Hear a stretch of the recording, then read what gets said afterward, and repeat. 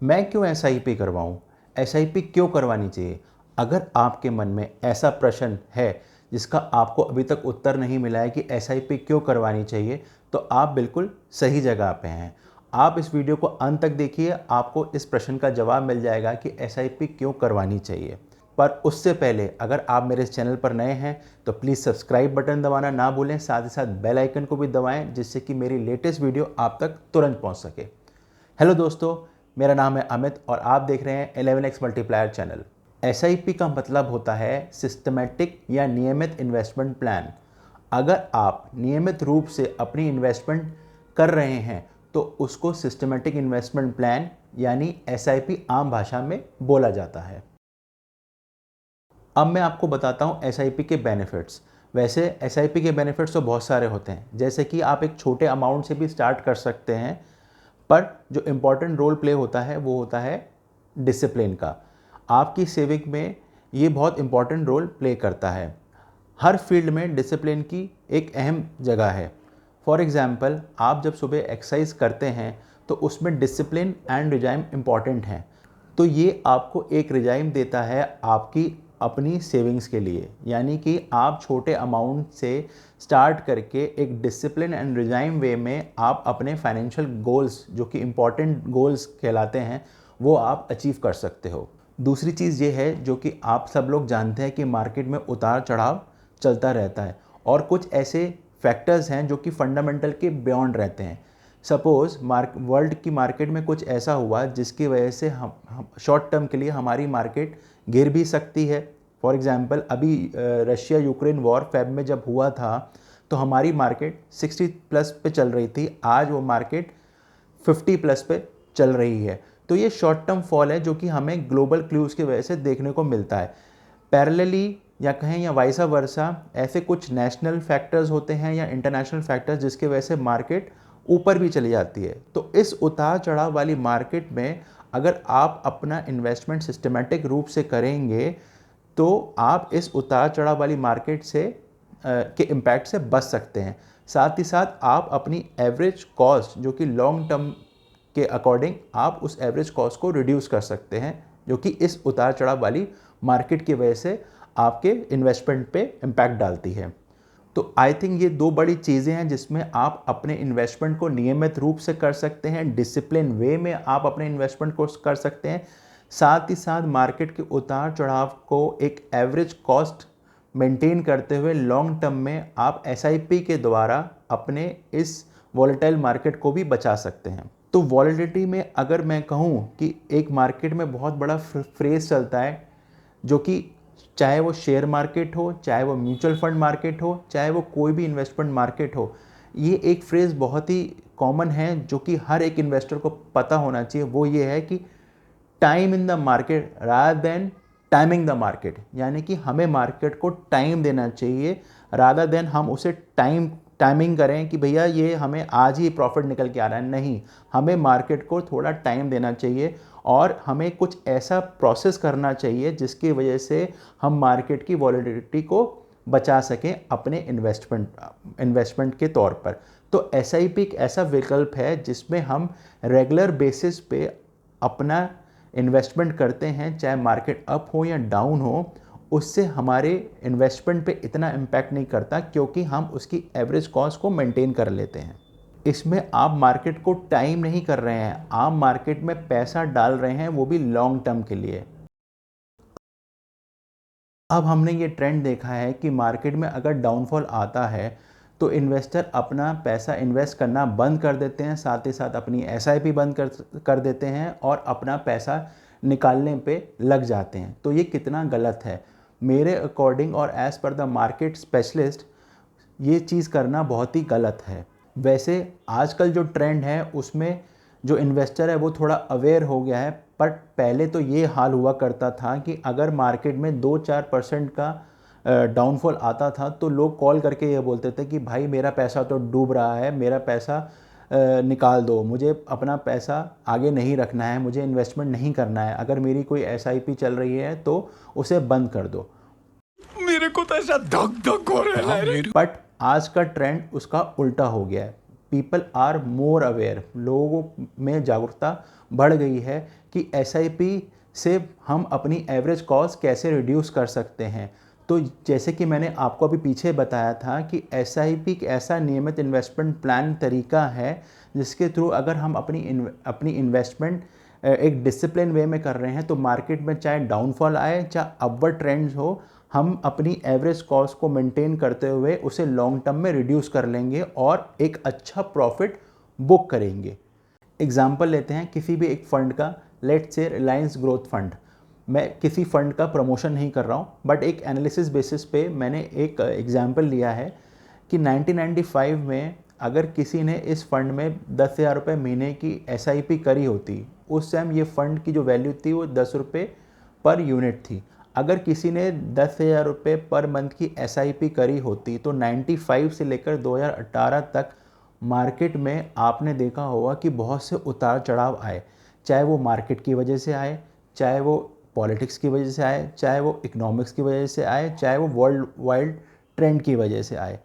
अगर किसी ने वो 10,000 रुपये की एसआईपी चालू रखी होती या जिसने रखी है, तो अप्रॉक्सीमेटली 23 साल हो चुके हैं उस फंड को चालू हुए, आज उसके 27 लाख के करीबन 6.25 करोड़ रुपया उसका बन चुका होता।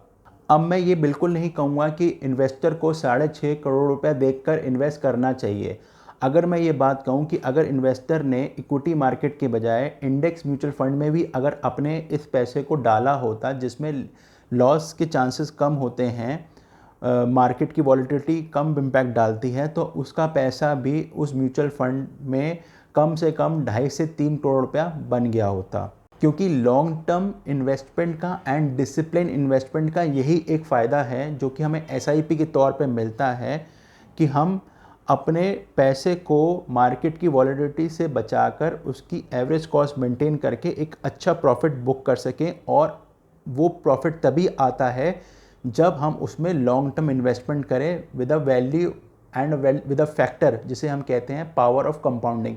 ये बहुत सारे लोगों को पता नहीं है कि म्यूचुअल फंड किस तरह से काम करता है। म्यूचुअल फंड काम करता है विद अ की factor of power of compounding, और पावर ऑफ कंपाउंडिंग का कितना इम्पॉर्टेंट रोल है जो कि म्यूचुअल फंड में फंड को इतना इंक्रीज करने में काम आता है। अब मैं आपको बताऊंगा कि पावर ऑफ कंपाउंडिंग क्या होती है। पावर ऑफ कंपाउंडिंग एक बहुत ही मस्त कंसेप्ट है। अगर जिसने पावर ऑफ कंपाउंडिंग का मतलब समझ लिया वो म्यूचुअल फंड से कभी दूर नहीं जाएगा, वो हर बार अपनी इन्वेस्टमेंट म्यूचुअल फंड में ही करेगा। तो मैं आपको समझाता हूँ बहुत ही सरल भाषा में what is power of compounding. Let's take an example. हम एक एग्जाम्पल लेते हैं कि हमने 5,000 रुपीज़ की एसआईपी करवाई। कितने साल का हमने टारगेट लिया? एक छोटा टारगेट लेते हैं हम पहले। हमने 3 साल के लिए अपनी एसआईपी 5,000 रुपये की कराई, यानी कि 5,000 पर मंथ हमने दिए। कब तक दिए? 12 महीने तक। तो एक साल का कितना अमाउंट बना? 60,000 रुपीज़ मल्टीप्लाई बाय 3। तो हमने टोटल इन्वेस्टमेंट 3 सालों में किया वो था 1,80,000 रुपीज़। अब मैं अगर दो फैक्टर लूँ, दो परम्यूटेशन कॉम्बिनेशन लेते हैं कि एक परम्यूटेशन में ये आ रहा है कि हमें 15% का रिटर्न आया और दूसरे में हमने 7% का रिटर्न लिया है।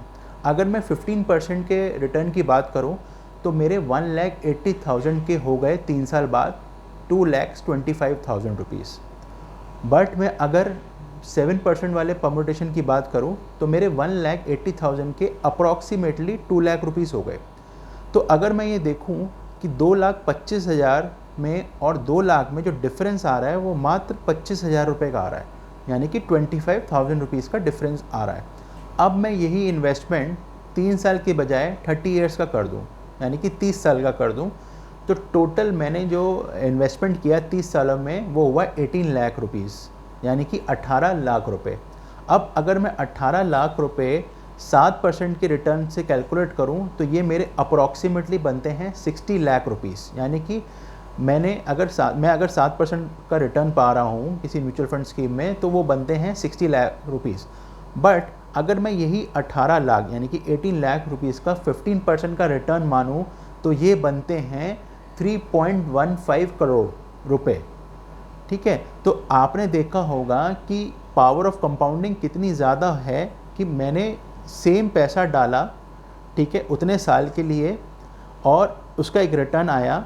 अब यही रिटर्न ऊपर नीचे रिटर्न्स आते रहते हैं और मैंने एक एवरेज रिटर्न लिया 15% का, तो ये पैसा हो गया मेरा 3.15 करोड़, यानी कि वो मेरे 6 टाइम्स मेरे रिटर्न के हो गया, 6 टाइम्स ऑफ डिफरेंस हो गया, जो कि मैंने प्रीवियसली समझाया था कि अगर मैं शॉर्ट ड्यूरेशन के लिए डाल रहा हूँ, यानी कि मैंने जो 3 साल की ड्यूरेशन के लिए डाला, तो 15% से मेरा जो रिटर्न आया वो 2,25,000 था, 7% जो मेरा रिटर्न आया वो था 2 लाख रुपए, यानी कि डिफरेंस था 25,000 का था। लेकिन जैसे ही मैंने इसके नंबर ऑफ़ ईयर्स बढ़ा दिए, तो सेम रेट ऑफ इंटरेस्ट पे, मतलब same return, percent of return पे, 15% पे मेरे ये रिटर्न हो गया 3.15 करोड़, और 7% के रिटर्न्स पे ये मेरा हो गया 60 करोड़। बट डिफरेंस जो दोनों के बीच में हुआ वो 6 टाइम्स ज़्यादा हो गया। आप समझ रहे हैं पावर ऑफ कंपाउंडिंग का मतलब? अच्छा, यही नहीं, अभी और सुनिए। तो सिस्टमैटिक इन्वेस्टमेंट प्लान एक आम आदमी के लिए एक ऐसा साधन है जिससे कि वो अपने फाइनेंशियल गोल को एक नियमित तौर पे इन्वेस्ट करके, एक डिसिप्लिन वे में इन्वेस्ट करके, साथ ही साथ मार्केट के उतार चढ़ाव को बैलेंस करके, पावर ऑफ कंपाउंडिंग के साथ अपने उस पैसे को बढ़ा सकते हैं। इसी एक्सपीरियंस को देखते हुए मैं आपको एक फैक्ट बताऊं कि हर महीने 6 लाख नए SIP इन्वेस्टर जुड़ रहे हैं म्यूचुअल फंड से। ये एक बहुत बड़ा अमाउंट ऑफ इन्वेस्टर है जो कि हर महीने बढ़ रहा है SIP के तौर पे। So SIP is the best way to invest in mutual fund. आप बिना टेंशन लिए हुए, बिना वॉच करे हुए, आपने अगर एक म्यूचुअल फंड में SIP खोल दी फॉर लॉन्ग टर्म, आपका पैसा ग्रो होगा ही होगा। सो आजकल SIP इतना अच्छा विकल्प है, आप अपने फाइनेंशियल गोल्स को बहुत आसानी से अचीव कर सकते हैं। मैं अभी एक एग्ज़ाम्पल बताऊँ, मैं एक गांव में एक शादी में गया, अपने दोस्त के कज़न की शादी थी। मैं वहाँ शादी में गया तो मैंने ऐसी नॉर्मली बात करी कि आप लोग क्या म्यूचुअल फ़ंड करवाते हैं? तो सामने वाले ने मुझे पता है क्या बोला, हमें म्यूचुअल फ़ंड के बारे में कुछ नहीं पता, हमने तो SIP करा रखी है। तो वहाँ देख के पता चला कि SIP से लोग कितना अवेयर हो चुके हैं। बट वो लोग ये नहीं जानते कि म्यूचुअल फंड के अंदर ही SIP होती है, बट SIP के बारे में अवेयर है। आजकल तो इनफैक्ट छोटे छोटे बच्चे भी अपना छोटा छोटा फाइनेंशियल गोल बनाते हैं, जैसे कि मुझे iPhone लेना है, बाइक लेनी है, तो वो भी अपने पेरेंट्स के थ्रू SIP खोलते हैं, अपनी पॉकेट मनी से कुछ अमाउंट बचाते हैं, जिससे कि वो अपने फाइनेंशियल गोल या एक ड्रीम जो वो उन्हें पूरा करना है, जैसे कि कोई गैजेट लेना है या कहीं बाइक लेनी है, कार लेनी है, तो उसमें उनको मदद करता है। तो यही थी दोस्तों मेरी इन्फॉर्मेशन कि SIP हमें क्यों करवानी चाहिए, SIP का क्या बेनिफिट्स हैं। मैंने इस वीडियो में आपको अगर अच्छे से एक्सप्लेन किया, तो आप प्लीज़ मेरे इस वीडियो को लाइक करें, शेयर करें। साथ ही साथ अगर आप इस चैनल पर नए हैं तो इसे सब्सक्राइब करना ना भूलें। साथ ही साथ बेल आइकन को ज़रूर दबाएं, जिससे कि मेरी लेटेस्ट वीडियो आप तक तुरंत पहुंच सके। थैंक यू दोस्तों, जय हिंद।